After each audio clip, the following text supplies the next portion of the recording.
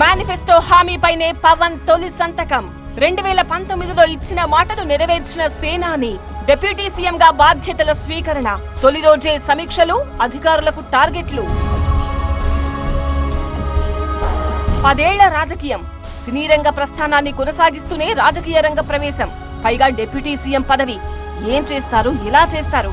శాఖలపై, governance పై పవన్ కున్న అవగాహన ఏంటి? ఇవే ప్రశ్నలు వినిపించాయి, వెంటాడాయి. ఈ ప్రశ్నలన్నింటికీ తొలి రోజునే పవన్ చేతల ద్వారా సమాధానాలు కూడా కనిపించాయి.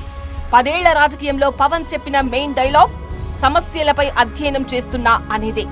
ఆనాడు అంతా తమాషాగా తీసుకున్నారు గాని సమస్యలపైన, వాటి పరిష్కారాలపైన ఎంతటి అధ్యయనం చేశారో డిప్యూటీ సీఎంగా బాధ్యతలు తీసుకున్న తొలినాడే తెలిసింది.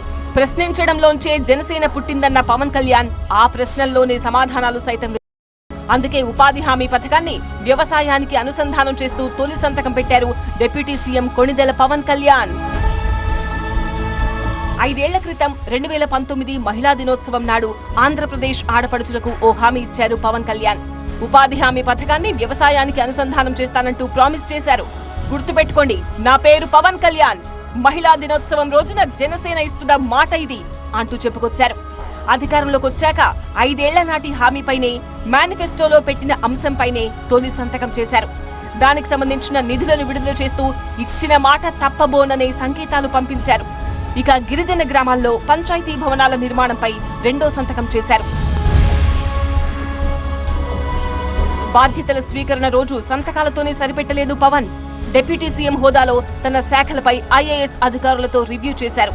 గ్రామాల్లో రోడ్ల నిర్మాణంపై ఫోకస్ పెట్టారు. ప్రతిపక్షంలో ఉన్నప్పుడు రోడ్ల సమస్యలను హైలైట్ చేసింది జనసేనే. పంచాయతీల్లో రోడ్ల నిర్మాణం తన శాఖే కాబట్టి సీరియస్ ఫోకస్ పెట్టారు. గ్రామాల్లో మౌలిక వసతులు, మంచినీటి కొరత రాకుండా చూడడం వంటి అంశాలపైన ఐఏఎస్ అధికారులకు దిశానిర్దేశం చేశారు. తాను చెప్పిన అంశాలపై వెంటనే యాక్షన్ ప్లాన్ రెడీ చేయాలంటూ ఆదేశాలిచ్చిన పవన్ దానికి సంబంధించిన టార్గెట్ కూడా ఫిక్స్ చేశారు. 3 నెలల్లో సమస్యల పరిష్కారం జరగాల్సిందేనని, 3 నెలల తర్వాత రివ్యూ ఉంటుందని ఓ లక్ష్యాన్ని నిర్దేశించారు. ప్రజా సమస్యలపైన, వాటి పరిష్కారంపైన ఎలాంటి నిర్లక్ష్యం వద్దంటూ తన స్టైల్లో సూచనలు, ఆదేశాలు ఇచ్చారు. బాధ్యతల స్వీకరణ రోజు కాస్త ప్రత్యేకంగా కనిపించారు పవన్ కళ్యాణ్. చేతిలో ఓ పుస్తకంతోనే ఎంట్రీ ఇచ్చారు.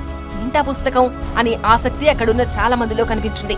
గుంటూరు శేషేంద్ర శర్మ రాసిన ఆధునిక మహాభారతం పుస్తకం గురించి పవన్ చాలా సార్లు ప్రస్తావించారు. అంత ప్రత్యేకమైన ఆ పుస్తకాన్నే తొలి రోజు తన వెంట తీసుకొచ్చారు.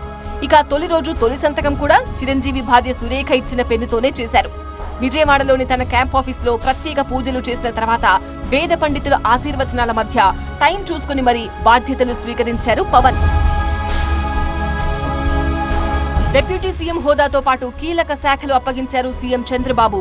పంచాయతీరాజ్, గ్రామీణాభివృద్ధి, పర్యావరణ, అటవీ, శాస్త్ర సాంకేతిక శాఖలు ఇచ్చారు. పైగా పవన్ కళ్యాణ్ కు మాత్రమే డిప్యూటీ సీఎం హోదా కల్పించారు.